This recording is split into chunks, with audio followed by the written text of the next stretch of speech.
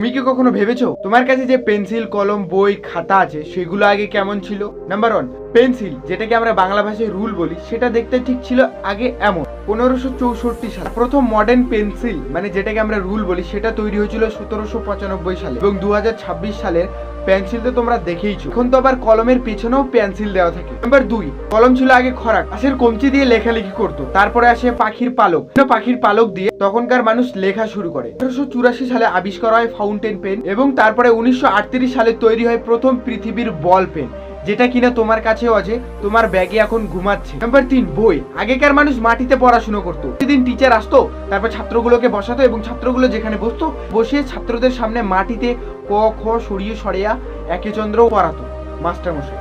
আমি শুধু ভাবছি, কেউ যদি ভুল করে হাক থু করে দেয়, মানে পাশের জনের বইয়ের উপর থুতু ফেলে দেয়, কিংবা কোনো বন্ধু দুষ্টুমি করে সেটাকে মিটিয়ে দেয়, তাহলে টিচার তাদেরকে কি অবস্থা করতো? ছুটি দিয়ে দিত মানে পৃথিবী থেকে। 1450-এর দশকে আসে ছাপাখানা, এবং ছাপাখানা থেকে উন্নত মানের এবং সুন্দর ডিজাইনের বই তৈরি হয়। নাম্বার 4, খাতা। খাতা মানুষ জামা কাপড়ের মতো সেলাই করে বানাতো। মানে আগেকার মানুষ অনেকগুলো কাগজ এক জায়গায় করে সেগুলোকে সেলাই করে খাতা কিংবা নোট বানাতো, এবং সেগুলোর উপরে লেখালেখি করতো। তোমার কাছে কটা খাতা আছে বলো তো?